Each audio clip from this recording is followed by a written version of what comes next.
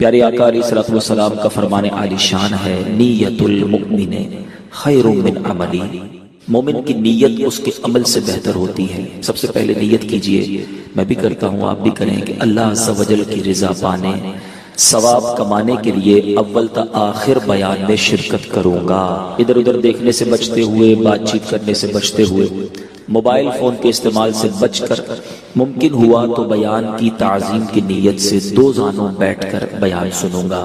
جن کے لیے پاسبل ہو وہ جس طرح تحیات میں بیٹھتے ہیں اس طرح بیٹھ جائیں، مزید بعد اب بیٹھنے کی برکتیں ملیں گی۔ درود پاک پڑھنے کے بے شمار فضائل و برکات ہیں۔ ایک بڑا ہی عجیب و غریب واقعہ، کیونکہ آج ہم ایصال ثواب کے اجتماع میں آئے ہیں، ایک مرحومہ کی گویا یاد منانے، اس کو ایصال کرنے آئے ہیں۔ اس طرح کے اجتماعات ہمیں ایک پیغام دیتے ہیں، ہمیں کچھ یاد دلاتے ہیں۔ اسی یاد کو مزید آگے بڑھاتے ہوئے درود پاک کی فضیلت سنیے گا۔ حضرت علامہ ابو عبداللہ محمد بن احمد مالکی قرطبی رحمت اللہ تعالی علیہ نقل کرتے ہیں کہ حضرت سیدنا حسن بصری رحمت اللہ تعالی علیہ کی خدمت بابرکت میں حاضر ہو کر ایک عورت نے عرض کی، سیدنا حسن بصری اللہ کے بہت بڑے ولی گزرے، عورت نے کہا کہ حضور میری جوان بیٹی کا انتقال ہو گیا ہے، کوئی ایسا وظیفہ، کوئی ایسا عمل بتائیں کہ میں اپنی بچی کو خواب میں دیکھوں، پتہ تو چلے کہ اس کا حال کیا ہے۔ حضرت نے اس کو ایک وظیفہ بتا دیا۔ کچھ دنوں کے بعد وہ عورت گھبرائی ہوئی آئی کہ حضور میں نے اپنی بیٹی کو دیکھا ہے، میری بیٹی تو بہت تکلیف میں ہے، اس کے بدن پر تارکول کا یعنی ڈامر کا لباس ہے، گردن میں زنجیریں ہیں، پاؤں میں بیڑیاں ہیں، اور میں وہ منظر دیکھ کر بڑی تڑپ رہی ہوں۔ حضرت حسن بصری کو اس نے یہ خواب سنایا۔ چند دنوں کے بعد سیدنا حسن بصری رحمت اللہ تعالی علیہ نے خود ایک خواب دیکھا کہ اس خواب میں ایک نوجوان لڑکی ہے جس کے سر پر تاج ہے، جنتی لباس پہنا ہوا ہے، اور جنت میں ایک تخت پر بیٹھی ہوئی ہے۔ وہ عورت، وہ لڑکی کہتی، حضور میں ہی وہ لڑکی ہوں جس کی والدہ کو آپ نے وظیفہ بتایا تھا۔ حضرت حسن بصری فرماتے، تیری ماں نے تو، تیری والدہ نے تو مجھے کچھ اور ماجرا بتایا تھا کہ تم عذاب میں، پریشانی میں، تکلیف میں تھی، آج تو تم جنت کے مزے کر رہی ہو۔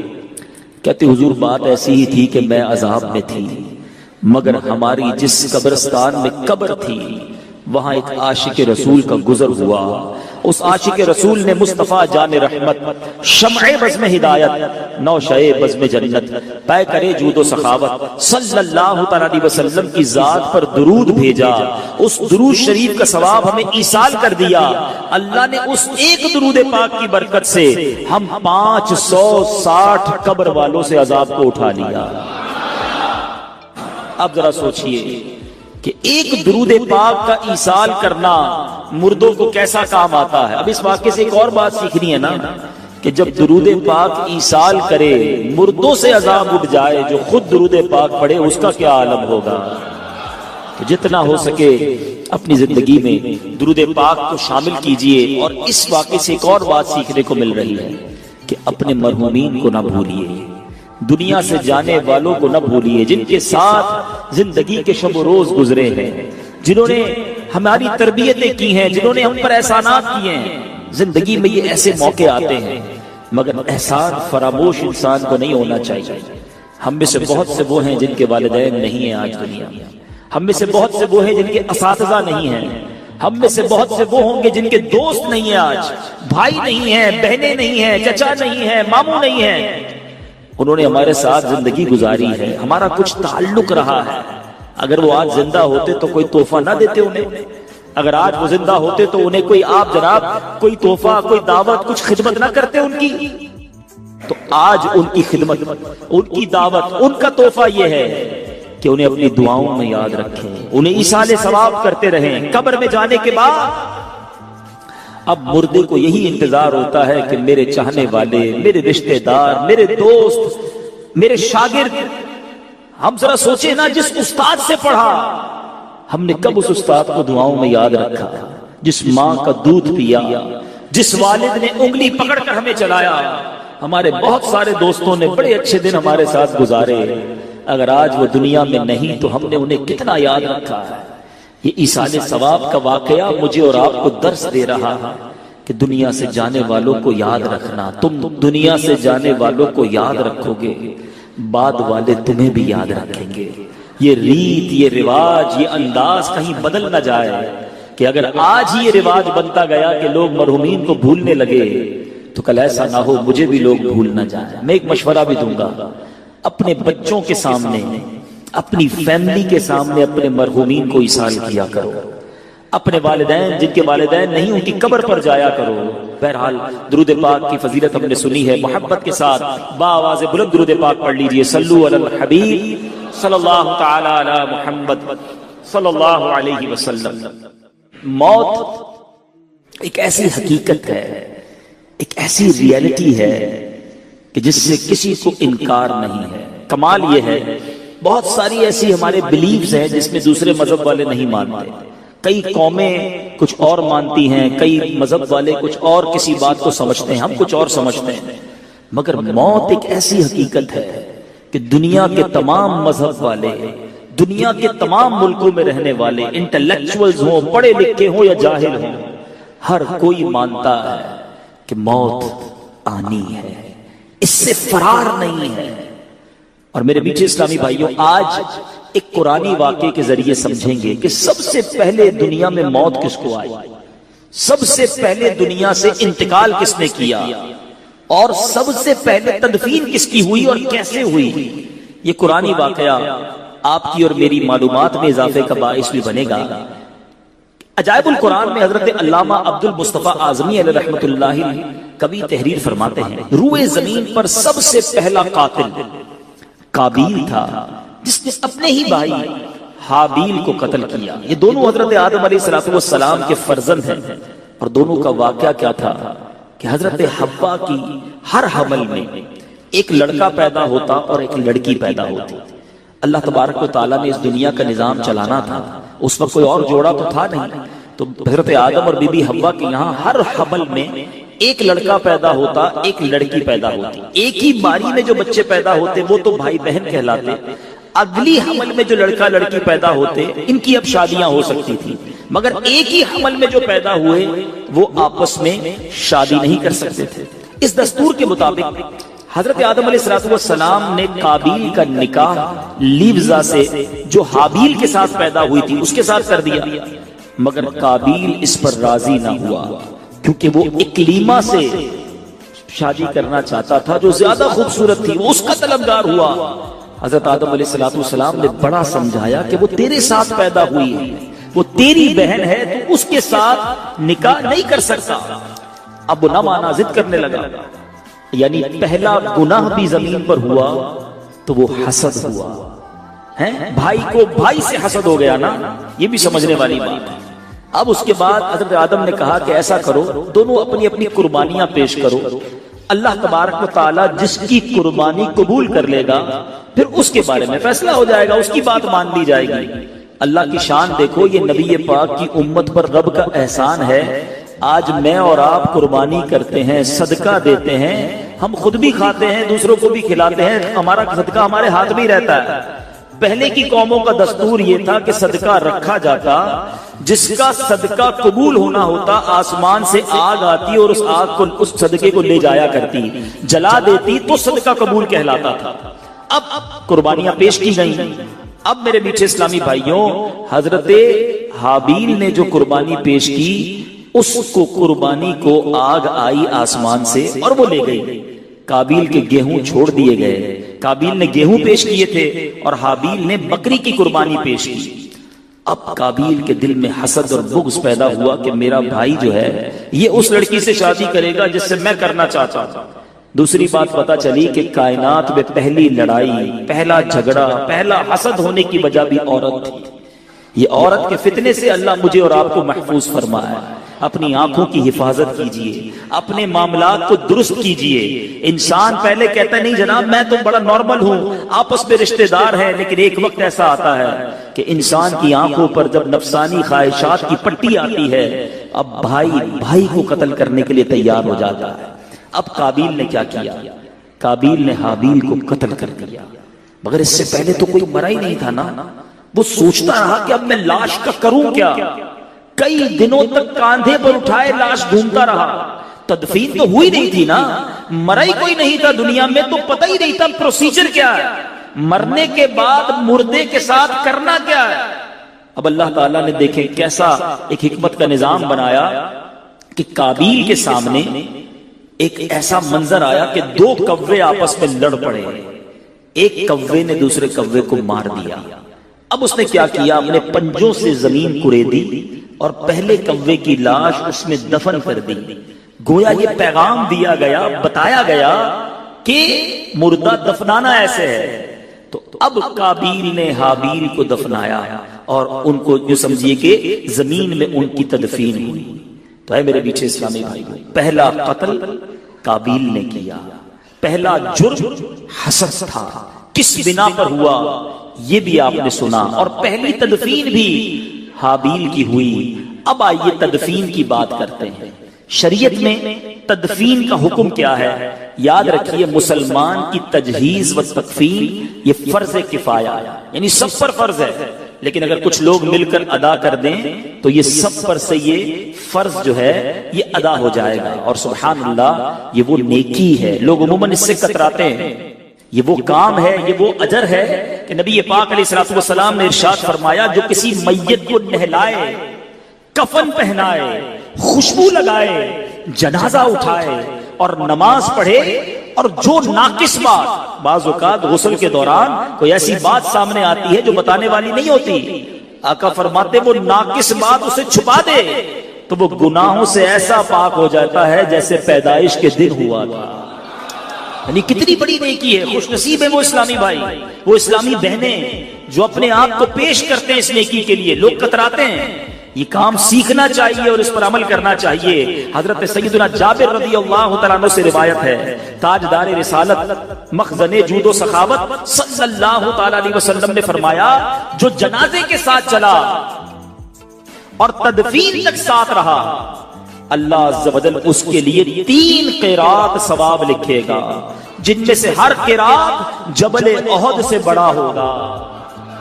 یعنی جنازے کے ساتھ جانا، تدفین سب ساتھ رہنا، یہ کتنی بڑی نیکی ہے۔ اور سنو، کفن پہنانا کتنا پسندیدہ عمل ہے۔ نبی پاک علیہ الصلوۃ والسلام نے فرمایا، جس نے کسی میت کو کفنایا یعنی کفن پہنایا تو اللہ عز و جل اسے سندس کا لباس یعنی جنت کا انتہائی قیمتی ریشمی لباس پہنائے گا۔ سبحان اللہ، سبحان اللہ۔ اے میرے بیچ اسلامی بھائیوں، خوش نصیب ہیں وہ اسلامی بھائی جو ان نیکی کے کاموں میں آگے بڑھتے ہیں۔ اللہ سلامت رکھے دعوت اسلامی والوں کو۔ دعوت اسلامی نے تو باقاعدہ ایک شعبہ بنا دیا، مجلس سے تجہیز و تکفین، جس میں اسلامی بھائیوں کو، اسلامی بہنوں کو باقاعدہ کورس کروایا جاتا ہے کہ آپ اس نیکی میں آگے بڑھیں اور یہ برکتیں لوٹ لیں۔ ہمیں بھی چاہیے۔ ویسے غور کرنے کی بات ہے کہ ہمارے گھر میں جنازہ نہیں ہوا تو ہونا ہے۔ میرے گھر میں آج تک جنازہ نہیں ہوا تھا، کئیوں کے جنازے میں گیا تھا، مگر اپنے گھر سے جب جنازہ اٹھا تو بہت کچھ احساس ہوا۔ ساتھ ساتھ یہ بھی پتا چلا، الحمدللہ ہمارے گھر کی اسلامی بہنوں نے یہ کورس کیا ہوا تھا، تو گھر کی اسلامی بہنوں نے ہی والدہ کو الحمدللہ غسل دیا۔ لیکن ذرا سوچئے، میرے اور آپ کا جنازہ ہوا تو افضل تو یہ ہے کہ بیٹا باپ کو غسل دے، بیٹا والد کا جنازہ پڑھائے، بیٹا والد کو سنت کے مطابق کفن دے۔ میرا ایک سوال ہے یہاں موجود سارے اسلامی بھائیوں سے، کیا ہمارے بچوں کو ہم نے یہ سکھایا ہے؟ ہماری فیملی میں کسی ایک کو میت کو غسل دینے آتا ہے، کسی ایک کو کفن دینے آتا ہے، کسی ایک کو نماز جنازہ پڑھنی یا پڑھانے آتی ہے؟ ہم سوچیں نا کہ ہم کیسی تربیت کر رہے ہیں۔ میں آپ کو مشورہ دوں گا، دعوت اسلامی والے مسئلہ بتاتے بھی ہیں، سولوشن بھی بتاتے ہیں۔ کمال کر دیا ہماری اس مجلس نے تو کہ ویڈیو اس کی باقاعدہ VCD جاری کر دی ہے کہ اگر آپ تو ایپلیکیشن بھی آ گئی ہے، اپنے گھر والوں کو بٹھائیں، یہ 1 گھنٹے کی ویڈیو دکھا دیں کہ بیٹا دیکھو ایسے غسل ہوتا ہے، ایسے کفن دیا جاتا ہے، اور ایک آدھ کسی جنازے میں اپنے بیٹے کو ساتھ لے جائیں تاکہ غسل میں، کفن میں وہ سیکھ لے، تاکہ جب آپ کا یا میرا انتقال ہو تو افضل یہ ہے، وہ باپ خوش نصیب ہے جس کو اس کا بیٹا سنت کے مطابق غسل دے، اس کو کفن دے، اپنے ہاتھوں سے اسے قبر میں اتارے۔ تو بہرحال میرے بیچ اسلامی بھائیوں، اب کچھ مسائل نماز جنازہ کے بارے میں سن لیجئے، کچھ کنفیوژنز بھی ہیں، وہ بھی آج کلیئر ہو جائیں گی۔ نماز جنازہ فرض کفایہ ہے، ایک بھی ادا کر لے تو سب بری ذمہ ہو جائیں گے، ورنہ جن جن کو خبر پہنچے گی، یعنی کسی نے بھی ادا نہیں کیا تو جن جن کو خبر پہنچی وہ سب کے سب گناہگار ہوں گے۔ اس کے لیے جماعت شرط نہیں ہے، کوئی اکیلا بھی نماز جنازہ پڑھ لے، کوئی ہے ہی نہیں جماعت کے لیے، تو بھی نماز جنازہ ہو جائے گی۔ البتہ اس کی فرضیت کا انکار کفر ہے، یاد رکھیے گا۔ اچھا، خودکشی کوئی کر لے تو اس میں کنفیوژن ہوتی ہے کہ نماز جنازہ پڑھی جائے گی کہ نہیں۔ رد المختار کے ذریعے یہ جواب سن لیجئے کہ جس نے خودکشی کی، حالانکہ یہ بہت بڑا گناہ ہے، مگر اس کی جنازے کی نماز بھی پڑھی جائے گی، اگرچہ قصدن جان بوجھ کر خودکشی کی ہو تو اسے غسل بھی دیں گے اور نماز بھی پڑھیں گے۔ سبحان اللہ، جنازہ پڑھ لیا، اب جنازے کو کاندھا دینے کا کتنا ثواب ہے۔ میں نے براہ راست کبیرہ گناہ معاف ہونے کی میں نے 2 ہی عمل پڑھے ہیں آج تک کہ جس میں کبیرہ گناہ معاف کرنے کی بشارت دی گئی ہے۔ ایک حاجی کو کہ جب وہ جمرات کی رمی کرتا ہے، ہر کنکر پر اس کا ایک کبیرہ گناہ معاف کر دیا جاتا ہے۔ ہم اللہ سے دعا کرتے ہیں اسی سال ہمیں حج کی سعادت عطا فرما، جمرات کی رمی ہو، ہر کنکر پر کبیرہ گناہ معاف۔ لیکن چلو یہ تو سال میں ایک موقع ہے نا، میرے اللہ کی رحمت دیکھو، نبی پاک فرماتے ہیں جو جنازہ لے کر 40 قدم چلے اس کے 40 کبیرہ گناہ معاف کر دیے جائیں گے۔ اب ہمارے ایک بڑا عجیب رواج ہو گیا ہے، 2 قدم چلیے آواز لگاتے ہیں۔ امیر اہل سنت بڑی پیاری تربیت فرماتے ہیں کہ آواز بھی لگانی ہے تو لگاؤ کہ 10 قدم لے کر چلیں، چاروں پائے پر 10 قدم لے کر چلنا یہ سنت ہے۔ بدر الشریعہ بدر الطریقہ تحریر فرماتے ہیں شوہر اپنی بیوی کے جنازے کو کاندھا بھی دے سکتا ہے، قبر میں بھی اتار سکتا ہے اور منہ بھی دیکھ سکتا ہے۔ لوگ کہتے ہیں چہرہ نہیں دیکھ سکتا، چہرہ بھی دیکھ سکتا ہے، صرف غسل دیتے وقت بلا حائل اس کے بدن کو نہیں چھو سکتا۔ اب چند احکام سن لیے، چند فضائل سن لیے، اب آتے ہیں آج کے بیان میں میسج کی طرف۔ آج ہم کیوں آئے ہیں، ہم نے اس سے کیا عبرت لی؟ ہم ایک میت کو ایصال کرنے آئے ہیں، ایک مرحومہ کی یوں سمجھیے کہ یاد میں یہ اجتماع ہوا ہے۔ کبھی جنازے میں جاتے ہیں، کبھی سویم میں جاتے ہیں، کبھی 40ویں میں جاتے ہیں، کوئی عبرت کوئی میسج اپنے لیے لیتے ہیں کہ نہیں؟ جنازہ آگے آگے کہہ رہا ہے اے جہاں والو، جنازہ آگے آگے کہہ رہا ہے اے جہاں والو، میرے پیچھے چلے آؤ تمہارا رہنما میں۔ قبرستان کی دعا ہم میں سے کئیوں کو یاد ہوگی، اس میں بھی پیغام یہی ہے، السلام علیکم یا اہل القبور یغفر اللہ لنا ولکم وانتم سلفنا ونحن بالاثر۔ اے قبر والو تم پر سلامتی ہو، تم پر سلام ہو، تم پہلے چلے گئے ہو، ہم پیچھے آنے والے ہیں۔ یہ پیغام ہے کہ ہماری باری ہے، مگر نہ جنازے کے وقت عبرت ہوتی ہے، نہ سویم میں جا کر خیال آتا ہے، نہ چہلم میں جا کر یہ فکر ہوتی ہے کہ آج کسی کا سویم، کسی کا 40 کل میری باری ہے۔ سنیے، میرے آقا قبر پر جاتے تو کیا ہوتا تھا؟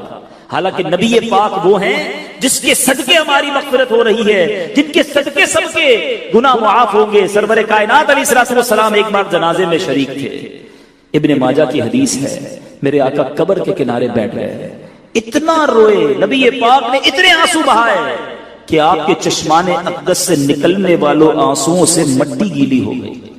قبر کے کنارے بیٹھ کر اتنے آنسو سرور کائنات نے بہائے، پھر فرمایا یعنی قبر کے لیے تیاری کرو۔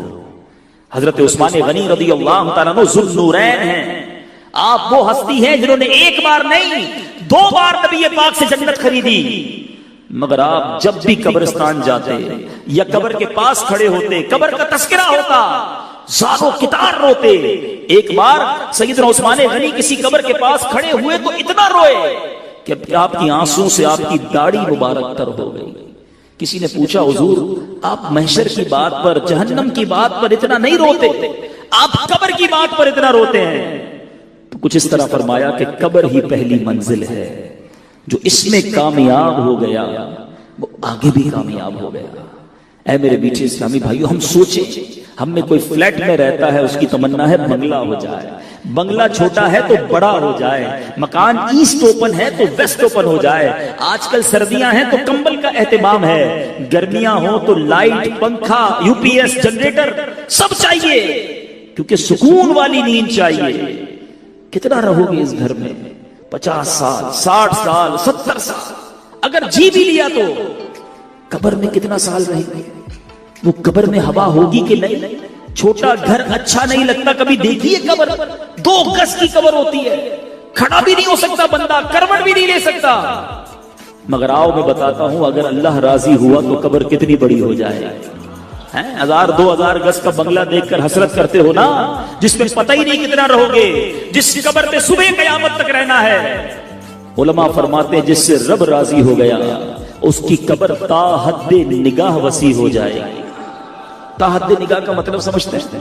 کبھی سمندر کے کنارے یا کسی کھلے میدان میں کھڑے ہو جائیں، جدھر تک آئی سائٹ جاتی ہے، تا حد نگاہ جدھر تک آپ کی آنکھ جاتی ہے، وہ پوری جگہ، اتنی بڑی جگہ جو ہے وہ قبر ہو جائے گی، اور پھر وہ جنت کا باغ ہوگی، جنت کی کھڑکی کھلی ہوگی۔ یہ قبرستان میں ساری قبریں ایک جیسی دکھتی ہیں، مگر سب کی کہانی الگ ہے۔ کوئی جنت کا باغ ہے اور کوئی دوزخ کا گھڑا ہے۔ چھوٹے مکان میں وحشت ہوتی ہے نا۔ سنو، یہ 2 گز کی قبر بھی یہ جتنی چوڑی ہے اتنی بھی نہیں رہے گی اگر اللہ ناراض ہوا۔ میرے آقا نے ہاتھوں کو ملا کر فرمایا کہ جس سے رب ناراض ہوا، بے نمازی کو قبر اس طرح دبائے گی کہ اس کی پسلیاں ٹوٹ پھوٹ کر ایک دوسرے میں پیوست ہو جائیں گی۔ کبھی عید والے دن کسی پہلوان نے، کسی مضبوط آدمی نے ہمیں دبایا ہوگا، چیخ نکل جاتی کہ بس یار زیادہ نہیں، مگر جب قبر دبائے گی تو پسلیاں ٹوٹ جائیں گی۔ کدھر جائیں گے؟ آج اس محفل کے اندر ابھی کوئی چھپکلی، کوئی چوہا وغیرہ آ جائے، سب اٹھ کر بھاگنے لگ جائیں گے۔ ہمارے کپڑے پہ کوئی کیڑا گرے فوراً ہٹا دیتے ہیں۔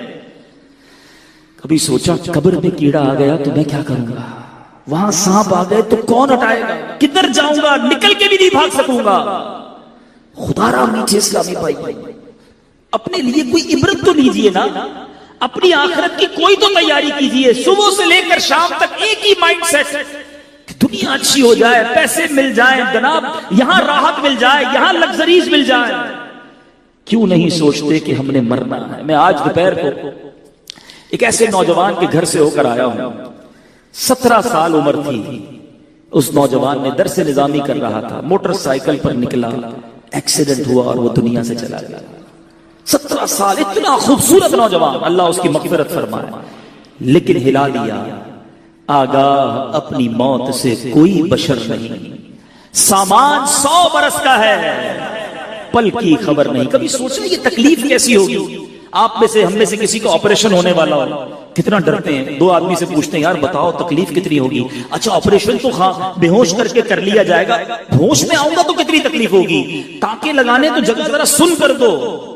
اگر ایک تکلیف آنے والی ہے، اس کی ٹینشن ہو جاتی ہے، وہ ڈرا دیتی ہے۔ ایک تکلیف ایسی ہے جو ہم سب کو آنے والی ہے، اللہ جس سے راضی ہوا اس کی روح تو بڑی آسانی سے قبض ہوگی، ورنہ آؤ میں بتاتا ہوں میرے آقا کی زبانی کے نزا کی سختیاں کیسی ہیں۔ بزرگوں نے کتابوں میں لکھا، شرح الصدور میں امام جلال الدین سیوطی شافعی لکھتے ہیں، موت دنیا اور آخرت کی ہولناکیوں میں سے سب سے زیادہ ہولناک ہے۔ یہ آروں سے چیرے جانے سے زیادہ، کینچیوں سے کاٹے جانے سے زیادہ، اور ہانڈیوں میں ابالنے سے زیادہ سخت ہے۔ کوئی سوچ سکتا ہے اتنی تکلیف کے بارے میں؟ اگر مردہ زندہ ہو جائے اور اپنی موت کی نزا کی سختیاں دنیا والوں کو بتا دے تو ان کی نیند اڑ جائے، سارا عیش و آرام ان کا ختم ہو جائے۔ بے وفا دنیا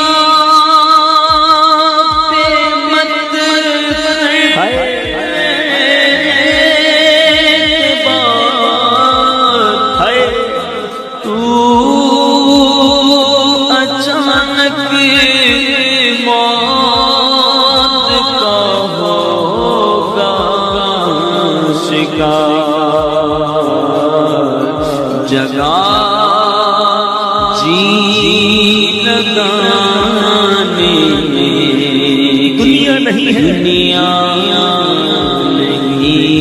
ہے، یہ عبرت جان ہے، تماشا نہیں ہے۔ ہم ایسے جیتے جیسے مرنا ہی نہیں۔ سنو موت کی تکلیف کیسی ہوگی۔ حضرت عمر رضی اللہ تعالیٰ عنہ نے حضرت کعب رضی اللہ تعالیٰ عنہ سے فرمایا ذرا ہمیں موت کی شدت کے بارے میں بتاؤ۔ حضرت کعب نے کہا اے امیر المومنین، موت ایک ایسی ٹہنی کی طرح ہے جس میں بہت زیادہ کانٹے ہو اور وہ انسان کے جسم میں داخل ہو جائے، اس کے ہر کانٹے نے ہر رگ میں جگہ پکڑ لی ہو، اسے ایک آدمی انتہائی سختی کے ساتھ کھینچے تو کچھ باہر آ جائے اور باقی جسم میں رہ جائے۔ بتاؤ ایسی تکلیف ہم کیسے برداشت کریں گے؟ پھر بھی غافل ہیں، پھر بھی اس کی تیاری نہیں ہے۔ ارے اتنی تکلیف کے دوران کیا ہوگا؟ سنو میرے میٹھے اسلامی بھائیوں، امام ابن الحاج مکی قدس سرہ مدخل میں لکھتے ہیں کہ جب نزا کا وقت ہوگا، اتنی تکلیف کا عالم ہوگا، دو شیطان انسان کے پہلو میں آ کر بیٹھ جاتے ہیں اور وہ انسانی شکل میں ہوتے ہیں۔ تکلیف میں تو ویسے بھی بات سمجھ نہیں آتی نا، وہ انسانی شکل میں آئیں گے۔ آخری وقت بھی شیطان کوشش کرتا ہے کہ ایمان چھین لے اور بندہ بے ایمان ہو کر دنیا سے جا۔ سوچو ہم میں سے کس کو ایمان کی فکر ہے؟ ہم میں سے کون اپنی موت کی تیاری کر رہا ہے؟ آج صبح و شام گناہ کر رہے ہیں۔ جگہ جی لگانے کی دنیا نہیں ہے، یہ عبرت کی جا ہے، تماشا نہیں۔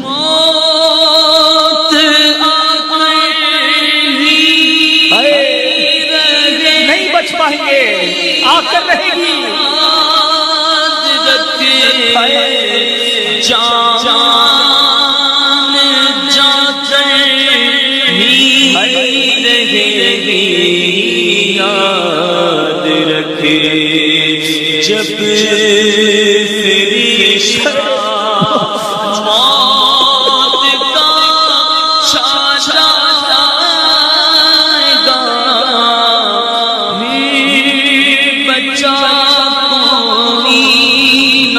تجھ کو پائے گا قبر روزانہ یہ کرتی ہے پکار، مجھ میں ہے کیڑے مکوڑے بے شمار، جگہ